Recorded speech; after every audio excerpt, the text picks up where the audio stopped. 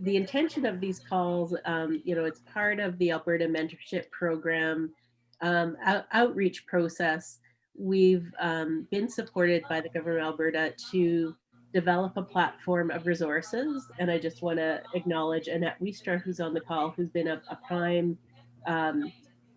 creator for the website. So we're really thrilled with her work. But we're continuing to look at ways to support people who are interested in launching career mentorship programs, and also ways we can improve upon what we've offered while we still have, the project timeline running. And so we kind of heard both from Maurice, you and Rana, but maybe Doug, I could have you introduce yourself and we can just go around quickly. So we're friendly and we know who's here. Well, good morning. And well, I know everybody except for Rana and Maurice. Maurice, I think you've been on it. Yes, I thought so. Rana, have you participated in any of our event calls before, or no, this is the first one? Actually, it's the first time. Okay. Great. Well, welcome aboard. My name's Doug Piquette, as you can see on the screen, and I'm the Executive Director of Edmonton Region Immigrant Employment Council and founding director there. And we have been involved with mentorship since 2008.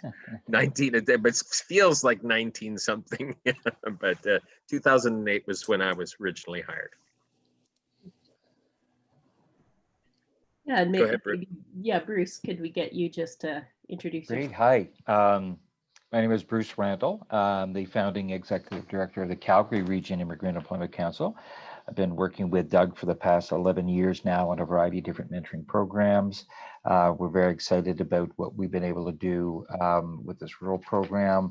Just this whole notion of mentoring actually does take me, Doug, back to 1958, the day I was born, August 28. And I think I've been a mentee ever since. So very excited to share some of the stories here. Not quite a mentor. Great. Yeah. And welcome, Adeline. Great that you could join. Good to see you again. Good morning, everyone. Good morning. We're just doing a little round introductions. And I guess I didn't introduce myself. I'm Cheryl Whitelaw. I'm the person who sends all of those emails that you find either lovely or annoying, depending on how your day is going. And I'm the privileged to be the project manager for the Alberta Mentorship Program. Annette, did you want to introduce yourself? Sure. I am Annette Wiestra, and as Cheryl said, I've been working on the content of the website. So I spent a lot of time doing a lot of reading and listening to Bruce and Doug and finding out all about mentorship. So what I'm doing here today is hanging out and finding out what kinds of questions you're asking and listening to Doug and Bruce and the conversation. And that will help me know sort of different things we can add to the website. And, so if there's anything that if you've looked at the website and you see is missing and you want more information on, you can just let me know and I can work on that too. So yeah, thanks for letting me join you all. And so I'm conscious that the three of you work together, right, at the Northern YMCA. Maybe just if there's anything you wanted to add about yourself or about, this topic that you wanted to share off the get-go, maybe we can make space for that, because I know you know each other and we're going to get to know you a little bit. But so I'll just open the space for anything you might want to share right now before we get into it.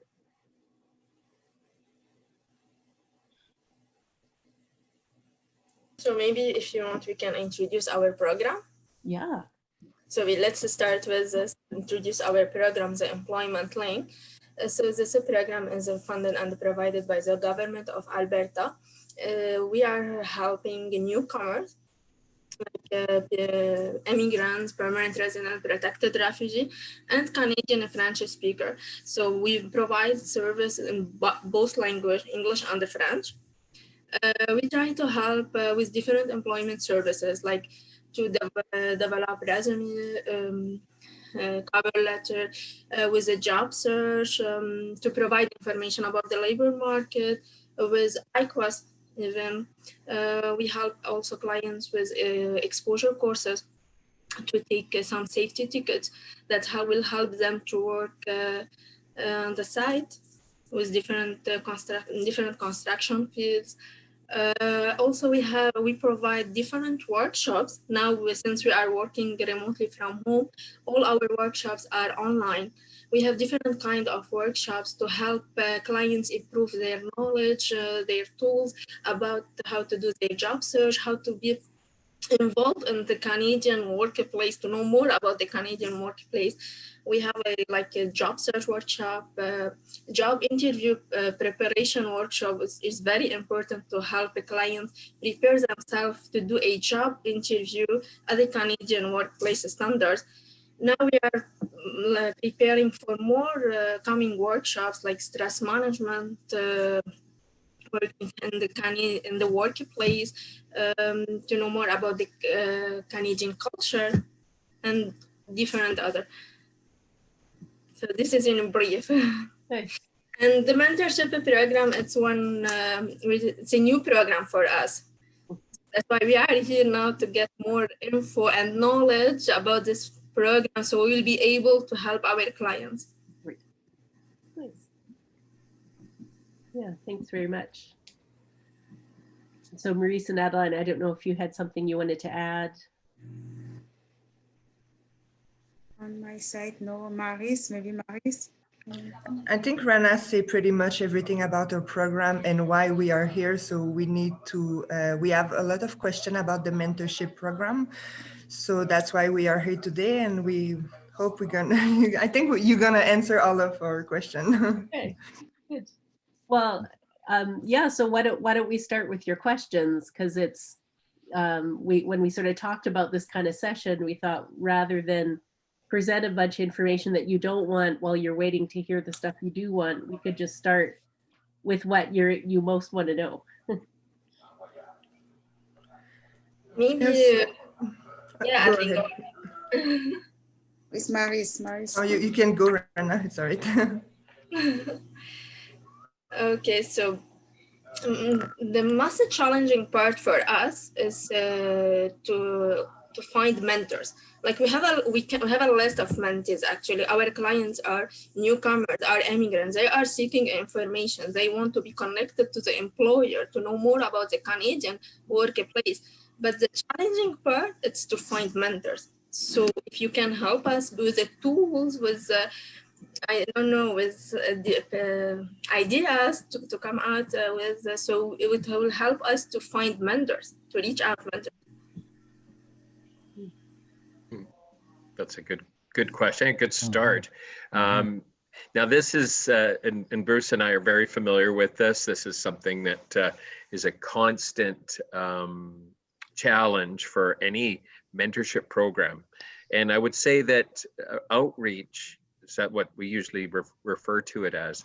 Outreach is a constant strategy that we're working on, and something that we're always reflecting on with the team, my team, because just when we start to get what we think we're a little bit ahead in terms of getting enough mentors for each cohort that we run, then all of a sudden we get to a point where we seem to be running out of mentors, or and that seems to be a challenge, or we have challenges with regards to the sector type of mentors. So for example, and I'm sure you might see this as well, but we're experiencing right now in Edmonton a challenge in finding oil and gas mentors, engineers, and so on. And so we're constantly looking at our strategies, how we're reaching out. And so how do we do that? Well, we basically come up with strategies that allow us to get out and basically promote our program and try and encourage or attract. So it's kind of like a sales pitch. We try to get out and get the information out to, let's say, through LinkedIn, maybe through presentations at organizations like the Chamber of Commerce or business affiliated kinds of organizations.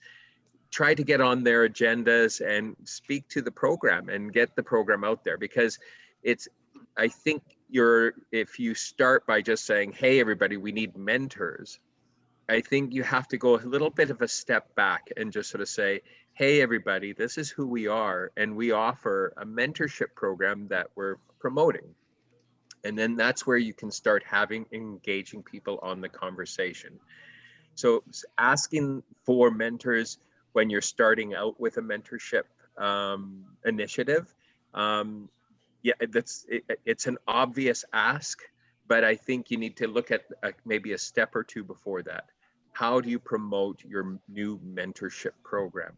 And so do you as well, and we've spoke to Adeline a little bit about this as well.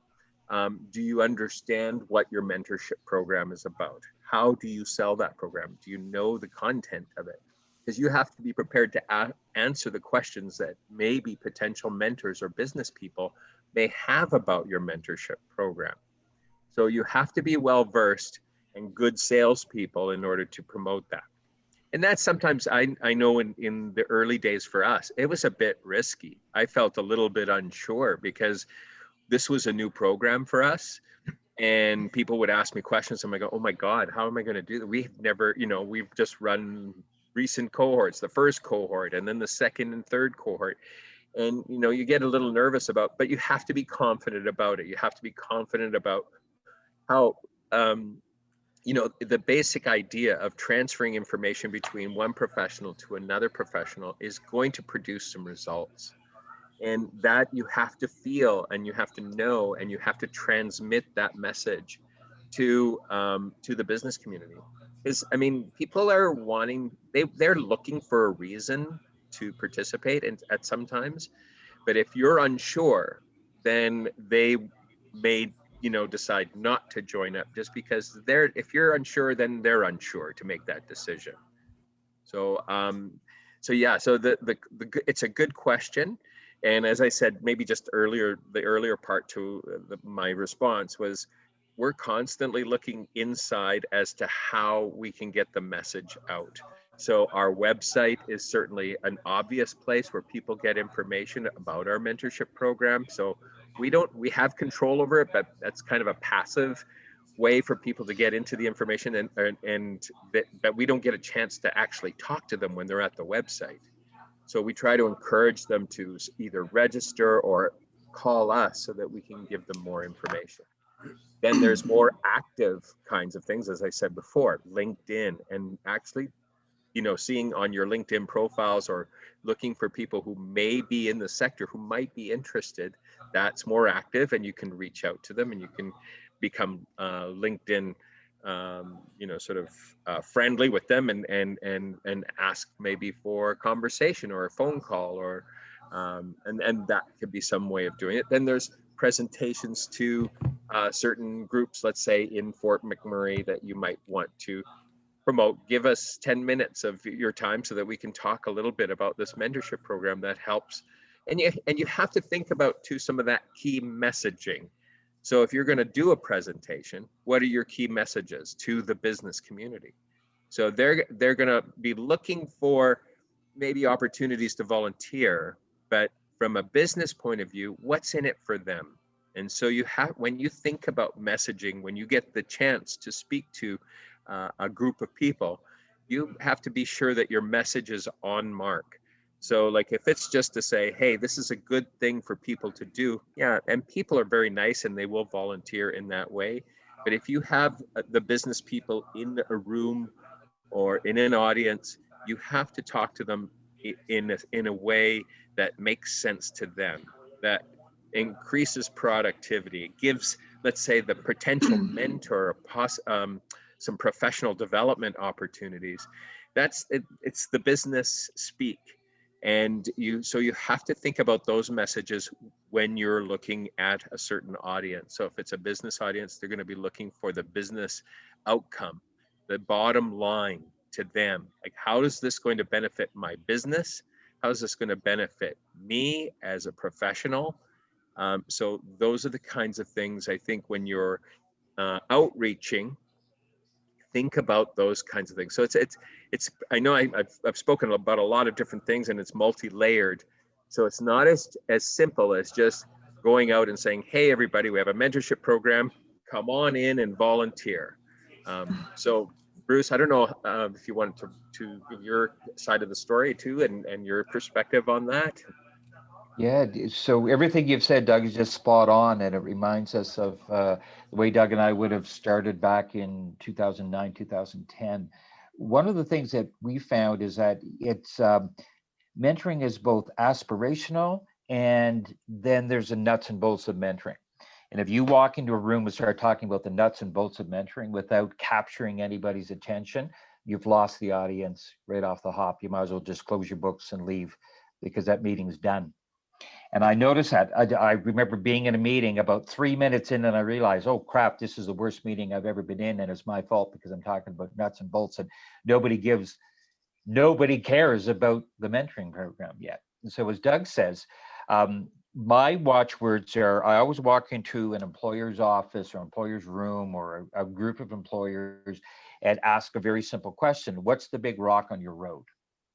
Employers have problems. You're there to solve a problem. You're not there to add a niceness to whatever they had got going. Anybody who's run a business knows it's a 24/7 endeavor. I have no time for any extraneous issues.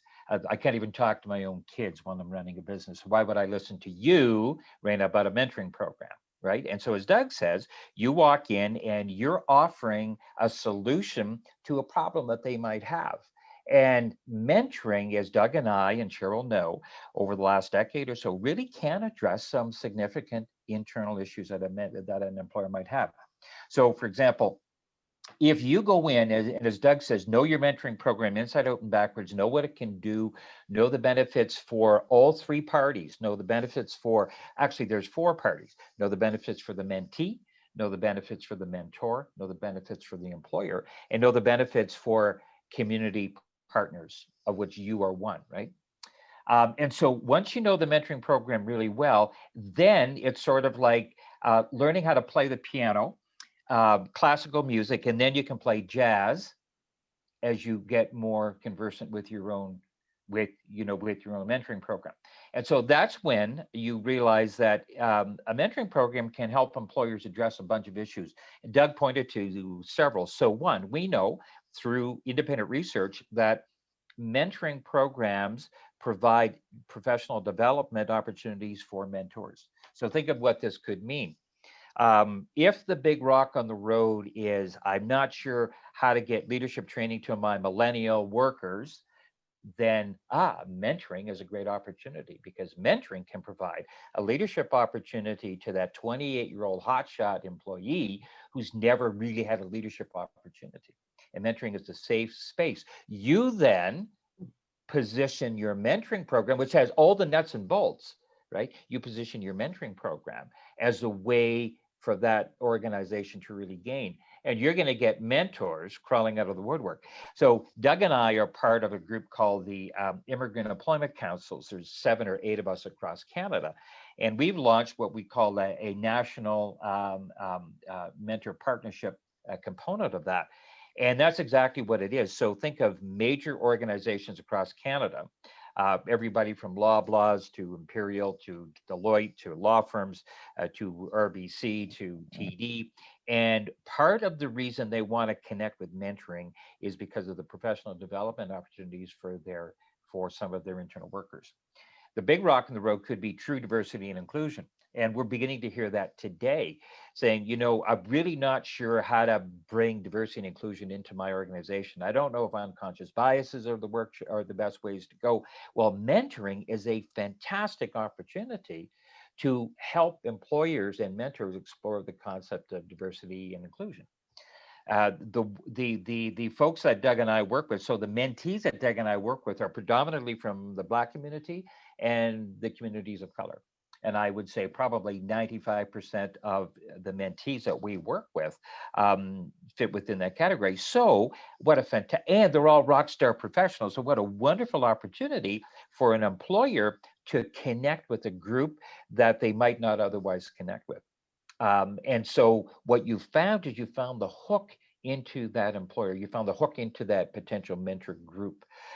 As Doug said, sometimes we know that organizations and mentors and employers want to connect with us because of the volunteer opportunities. And I'd say, Doug, we probably started off with groups like Imperial and Shell, because it was a way for them to explore volunteer opportunities in the community. And within a session or two, that turned into, decade-long relationships where mentors can come from those organizations. And as Doug said, you can even go to non-employers. So we work often with a professional association. So we'll work with envision working with the Law Society or the Canadian Bar Association, Fort Mac branch, or the Lethbridge branch. Envision working with the Chambers of Commerce. Envision working with APEGA, Alberta North or Alberta South. Anywhere that you think you're going to find these passionate professionals, those are your potential mentors. So as Doug said, it's a tough slog. The first thing is to know your program inside out and backwards. Secondly, to maybe do a couple of presentations, but remember the presentation slide that talks about the nuts and bolts of mentoring cannot be one of the first 2 slides. If you don't know you've already got that particular organization hooked or that mentor hooked. And that's the same conversation Doug and I are finding when we work with individual mentors. So, there's a prospective mentor calls us up, Doug or I or somebody from the team might meet with them. The first half-hour conversation could be about this aspirational side of what mentoring can do. Eventually, all the nuts and bolts. So it's a 4-month here's how you get into the program, here's how you're matched, there's an orientation, there's follow-ups, there's surveys, here's the handbook. That's all the nuts and bolts. But don't default to the nuts and bolts too early in your conversation, as long as folks realize. The other thing is that Doug and I and Cheryl have access to studies and reports that talk about the power of mentoring. And so if you're looking for, where do I get statistics? Where do I get a report? How do I best position that? We have access to relevant information that's probably on the website that will say, did you realize that between 60 and 70%, for example, of mentees who complete a mentoring partnership end up working in their field of study? Those kinds of, so that you have that information and you can bring that to the table, or that employers report, such and such happens after a mentoring partnership. So know your mentoring program really well, and then have these really good aspirational conversations with folks, and know when to delve into the nuts and bolts of the mentoring program. Do it at the time that you feel okay, because employers want to know the nuts and bolts. And eventually you sort of get to that point. So yeah. I'm sort of wondering, are you, because I know this pilot situations is a bit artificial, right? Like both Doug and Bruce, when they started, they had a job that was to get this going, and that was the focus. Do you see this, like, do you actually have opportunities to make presentations, or is this more of a one-on-one call situation to connect in your with people to have this conversation? So you're asking, it's about to promote the program, how we are doing promote. Yeah, do you have opportunities to do this kind of presentation, or is it more like call? For now we prepare the flyer, so we're trying to distribute this flyer in the community. Maris is taking care of to distribute the flyer between to the companies and organization in the community. We're sending emails to our clients. So that's how we are promoting the program for now. For the presentation, we already prepared one, but we prepared as orientation session later when we start the program, to do an orientation session for mentors and mentees. Yeah, and I think doing and I know in our early days when we first started, we did kind of focus group sessions when we were deciding upon whether we were going to do mentorship. We had a focus group with immigrants, professional immigrants, and we brought them in and we discussed our program with them, and we've just put it out there to like, here's our program, here are the criteria, what do you guys think? What's missing? What do we need to add? What do you think? And then we also had a focus group with the business community, and it was like in each group, the focus groups were maybe 12, 15 to 20 people, depending on each of the groups. So we did with skilled immigrants, we did with business people, and then we also brought in agencies from the community. And we said, here is our mentorship concept. What are your thoughts? And we just put it up there so that they could take shots at it and take it apart and say, no, it's no good, or yes, this is good, but can you add this? So that was kind of a way for us to sort of become familiar with the material, because we, like you guys, we started off with, well, we're not really sure how, we've never run a mentorship program. So we're not sure if this is going to work. Maybe they'll just say, this is like Bruce, this is crap. Like you guys should be doing something else. But in the end, we found that in all 3 focus groups, they said, this is great. This is really wonderful. You might want to consider these things. So we took notes, and when we put our program together, that it became more our program, like, and I mean our in terms of the organization, but our in terms of the community as well, because now we've got input from the rest of the community. Now, I don't know if you have the luxury of doing that kind of thing, but you can even litmus test as well, even your own organizations. We're working on this program, we're working on a mentorship program. Talk to your colleagues about it and say, what do you think? What's missing from this? What's good about it? What's not good about it? How do we make this better? So then that way you get a chance to practice the presentation, how you're going to reach out to people. And then the next time you decide, once it's more polished, then you can take it out to the business community or take it to just about any audience that you want. And so you always have to figure out, when you're taking your presentation, your little PowerPoint presentation out, who's the audience? And you may have to have various PowerPoints that address the specific needs of that audience. May not, just maybe some tweaks, but you can't use a business presentation maybe for, let's say, a group of skilled immigrants. Like maybe the business presentation may not apply to that. So it's kind of an iterative process. Over time you start getting better at it, but you almost have to have a few tools in the toolkit, and you have to kind of test it out in order for you to become familiar with it, in order for you to feel the passion for it as well.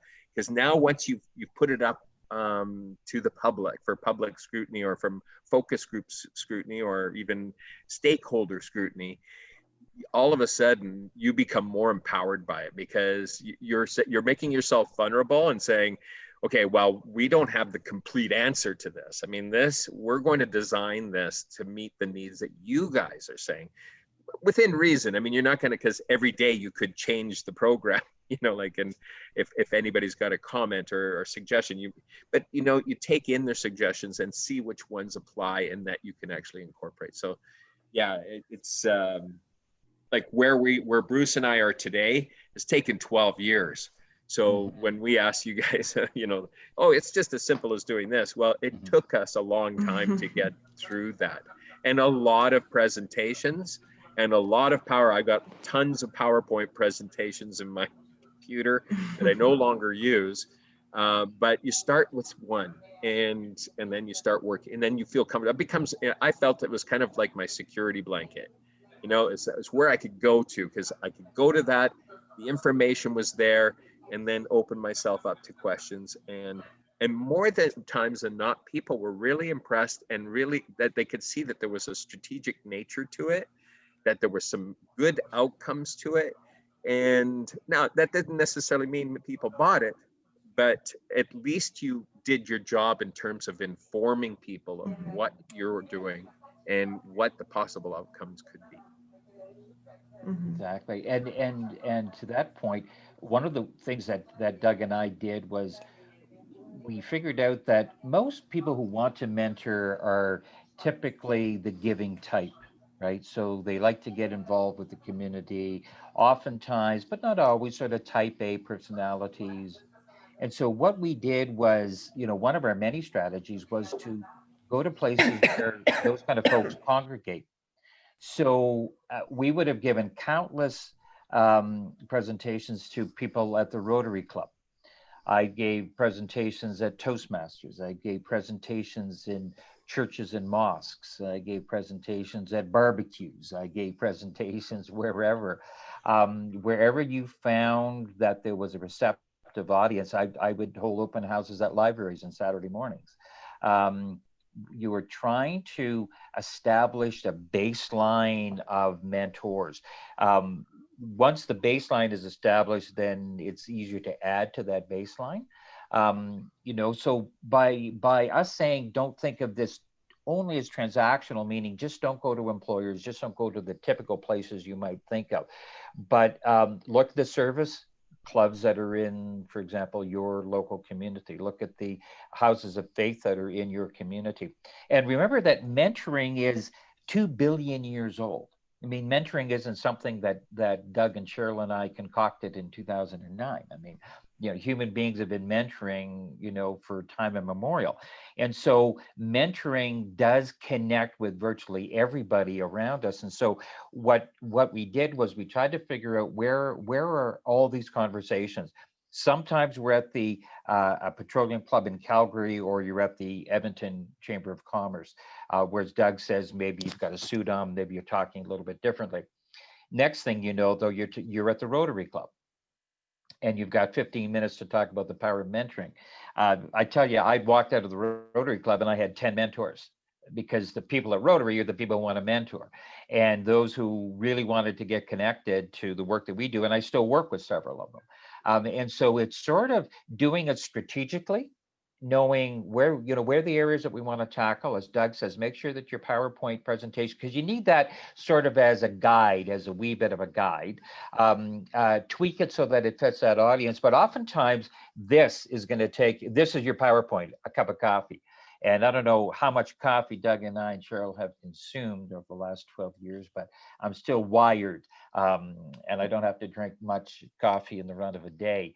The other trick that I used is two of us gave presentations, and one of us spoke to passion, because I'm not a details person. So I spoke to the passion, the power.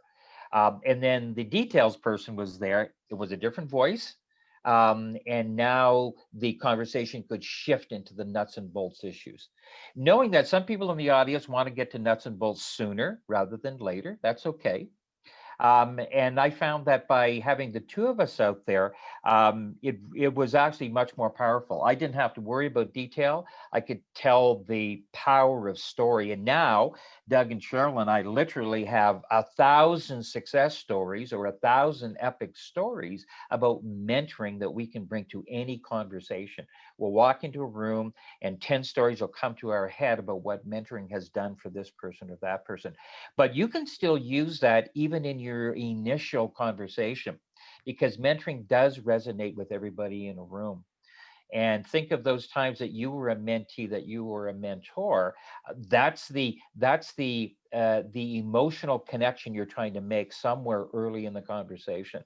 And it's not going to be as difficult as you think.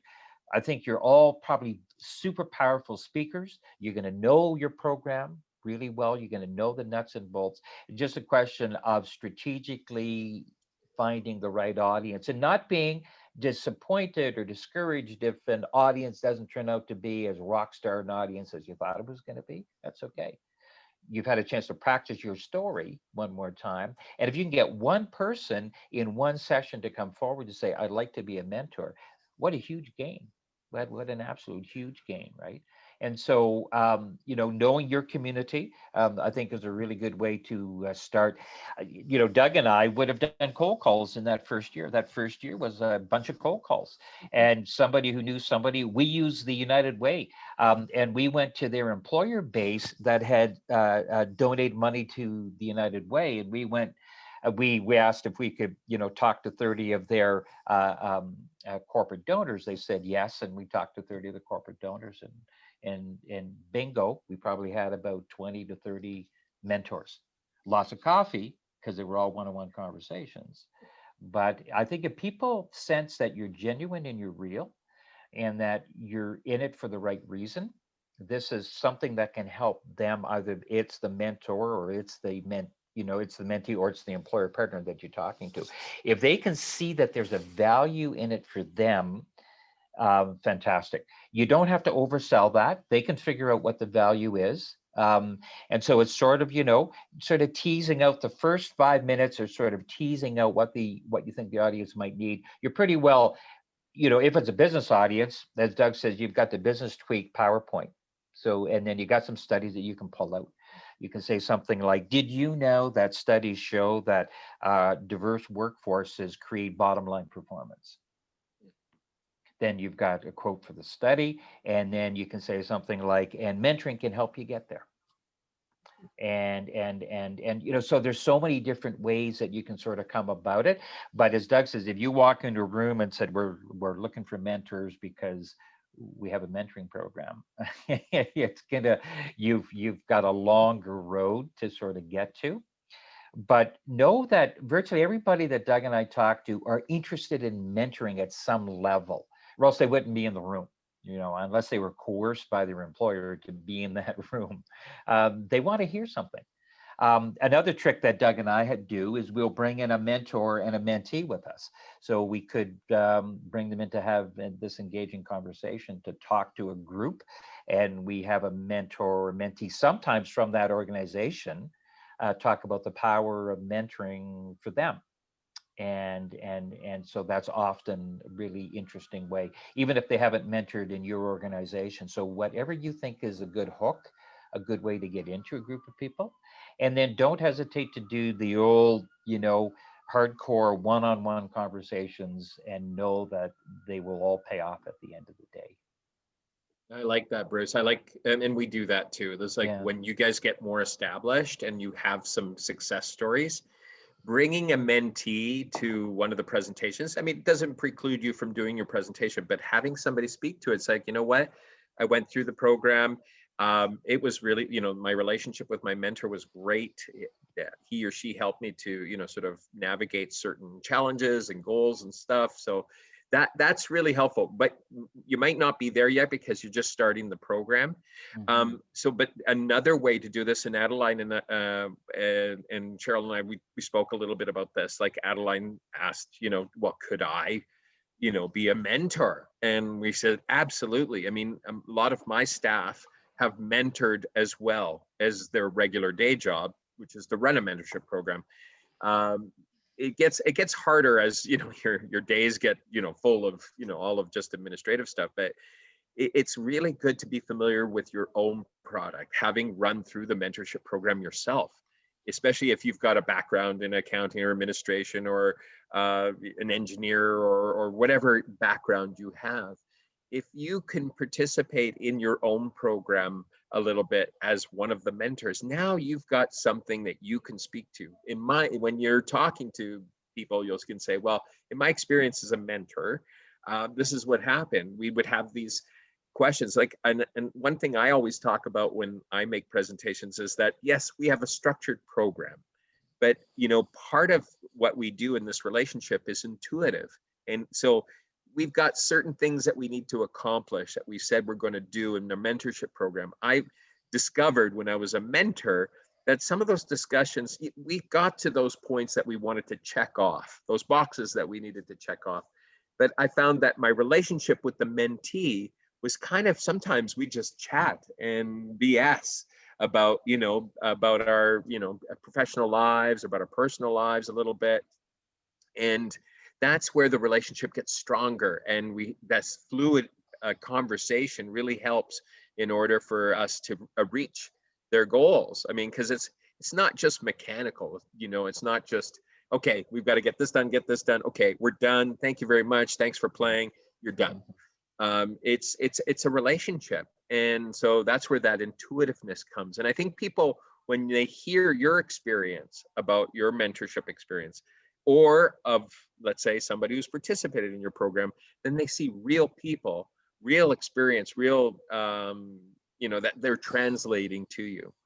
One last thing I was going to say about this whole outreach thing is as we said before, is that it's strategic. So you need more mentors. So you guys need to sit in a room and say, okay, we need new mentors. How are we going to do this? So you need to take a strategic approach to it.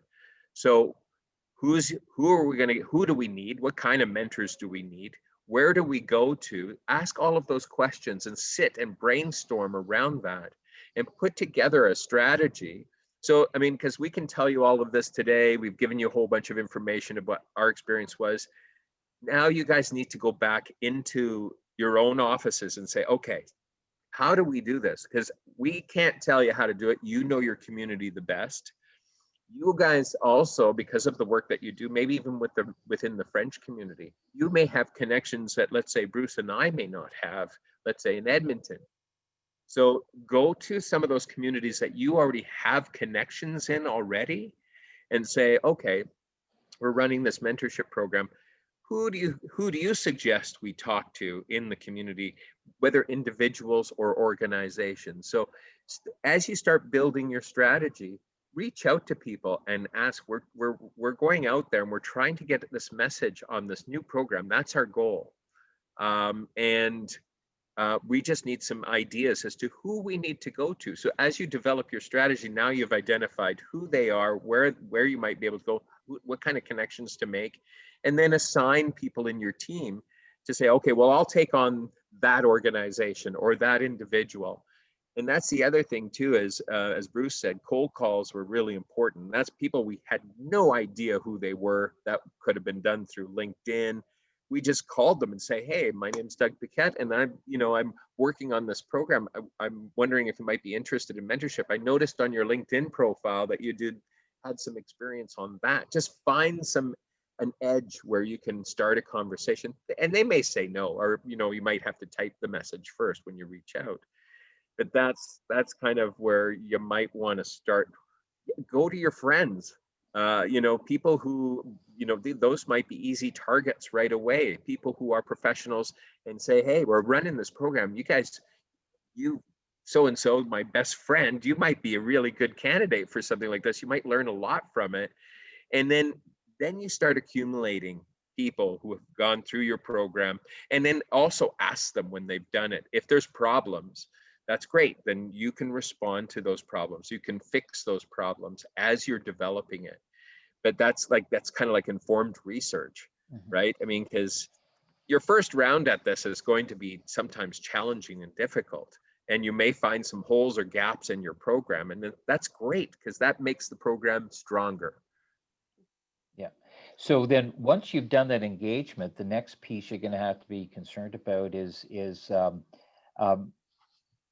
really connecting with that potential mentor. So you go over to the local Rotary Club, 3 people want to be mentors, they connect with you, then you got to spend the requisite period of time with them to make sure that they understand what it is that you're trying to accomplish. So, whether it be, Doug and I would do, and the team would do really good conversations with that mentor to talk about general expectations. Obviously, when we match them to a mentee, there's a whole other orientation conversation. One of the things, Doug and group, that we've been finding is that we're bringing in new mentors all the time. We then collect, let's say the last 2 weeks of new mentors coming in, and we have a session where we're connecting them to more senior mentors. And we've set aside an hour, and it's sort of a nice Q&A, a really good facilitated Q&A. So our rookie mentors are talking to some more seasoned mentors. What we're really telling the mentor base is that there's some great resources, some great supports that you're going to have both through your organization and through other different services. And so once a mentor comes in, the worst thing that you can do is not engage. So you recruit them, the worst thing you can do is not properly engage them at the next level. So know that that's where there's also lots of coffee comes into play. So Jimmy and Susan come to you after a session, after a recruitment session, and they're interested in being a mentor, but they're not quite sure. That's where you got to spend time with them. talking about the program, talking about their needs, talking about the kinds of opportunities that might well be out there. And sometimes people don't, I mean, not sometimes, all the time, because I'm one of them. I don't take in much information from a general conversation. Like I might, you know, I'm not smart enough to absorb more than about 20% about what's happening. But then on a one-on-one conversation, when I'm following up with you guys, I'm saying, now I've got all my 10 questions, right? So then spending the time with the prospective mentor to make sure that you can answer all of their particular questions. And in so doing, that's when the love starts. Doug and I and Cheryl and you all are probably mentors in other organizations that you've since left as a mentor because there was just no love from that organization. They treated you like a transaction. You were a mentor, they could connect to a mentee, check off a box, but there was no support. There was no, you know, there was no sort of follow-up. We all want to belong to organizations that make us feel good. And mentoring programs are organizations that have a tremendous opportunity to make people feel really good, particularly mentors. So, but as Doug says, that's something that you'll develop over time. You'll figure out the kinds of, you know, things, the kinds of words, the kind of programs and supports that you can have for your mentors. But know though that in the early days, it's going to be a lot of one-on-one conversation once you can, you know, recruit. Very few people are going to want to sign up immediately. It's going to take even more coffee. The virtual world allows that to happen even easier. I don't know how often Doug and I would have left the office, gone down to a coffee shop, had a coffee, come back to the office. That's 3 hours. Right now, maybe that's a half-hour virtual conversation. So know that your day is going to be around recruitment and engagement in the early days, but that's great. As Doug says, every time you have a conversation with somebody, you're practicing your vocabulary, you're practicing your wording, your phrasing, your stories, you know, what's resonating with certain mentees and certain mentors. And that you cannot learn through a webinar like this. You cannot learn through conversation. You can only learn by actually being in there. I don't know how many times I've said the wrong thing in a conversation and just thought, oh my God, you know, nobody could have forewarned me that, you know, that wasn't the thing to say.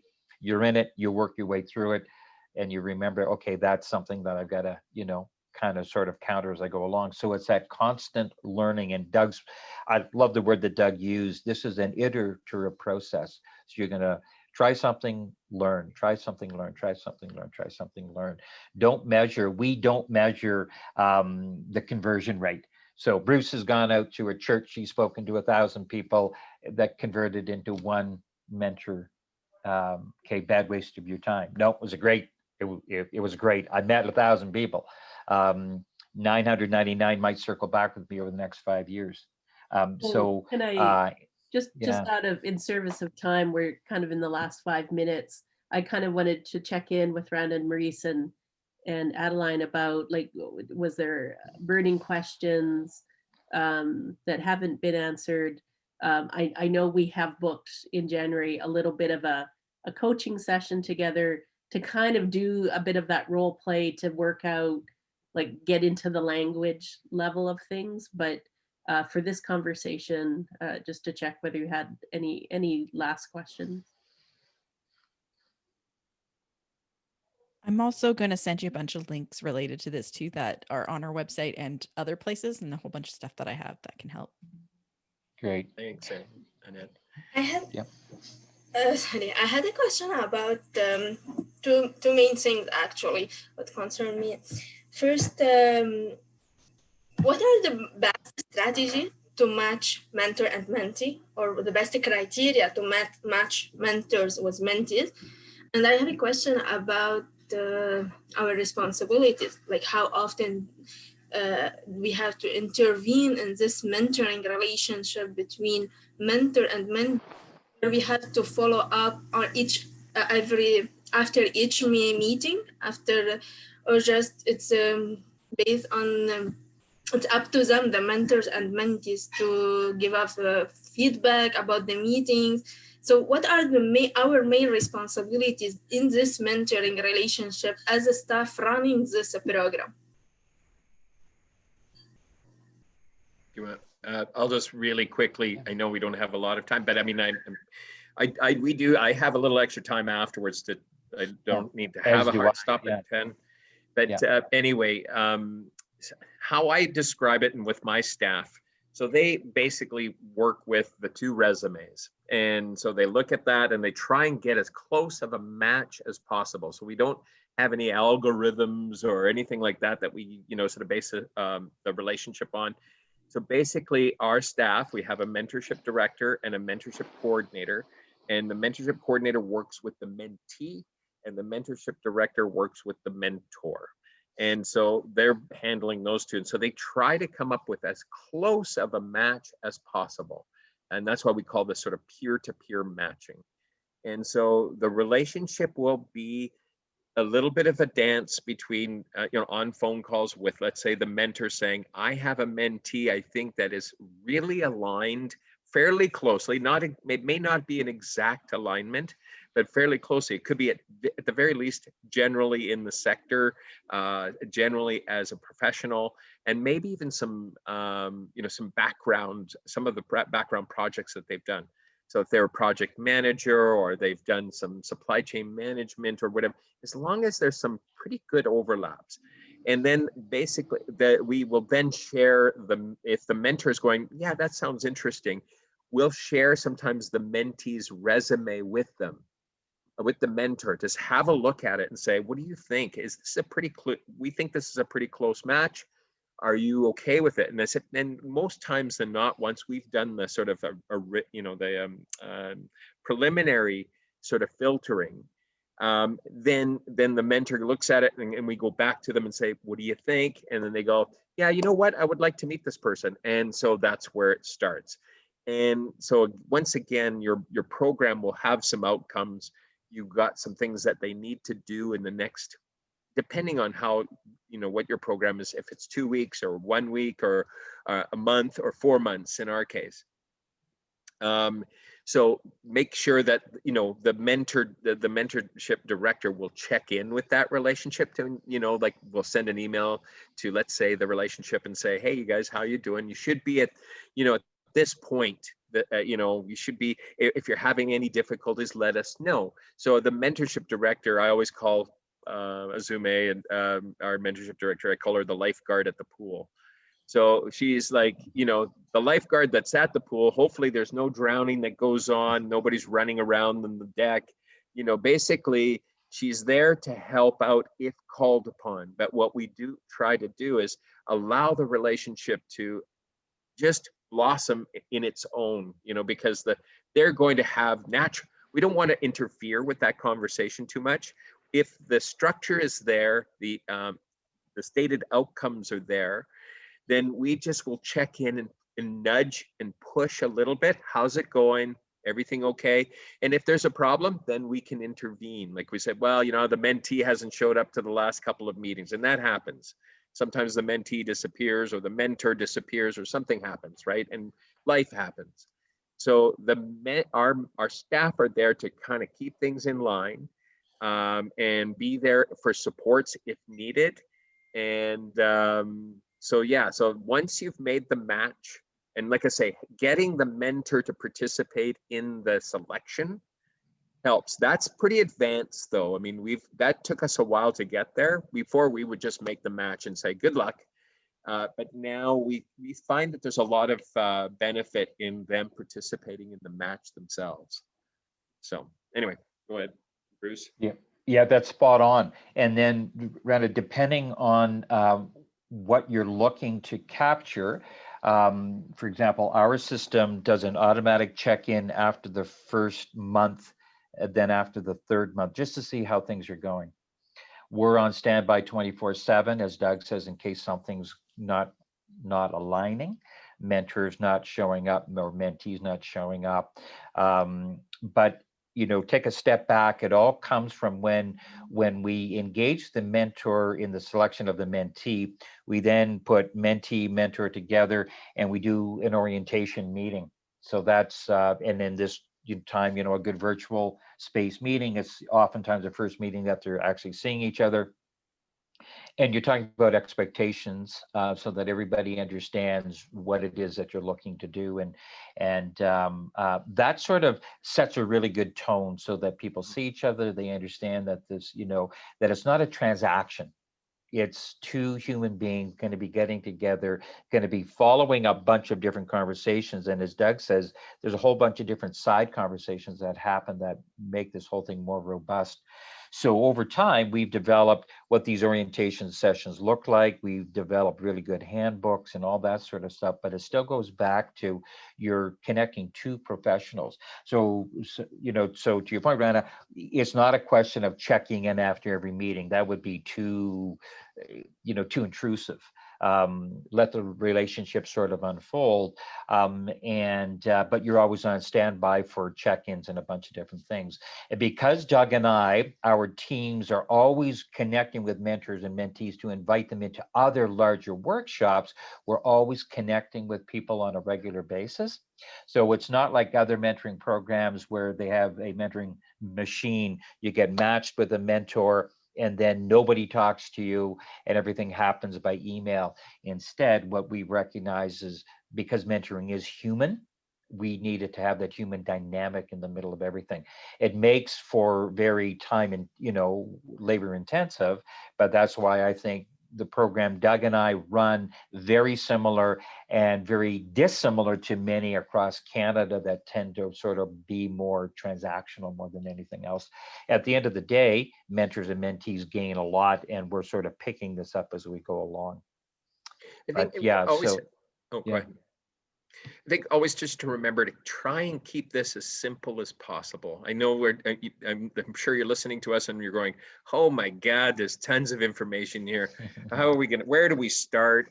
And, but you know what, as you approach this, again, I think some of the messages that we'd like to impart with you today is be strategic, and have lots of conversations with your team, with your colleagues, your stakeholders that you're working with.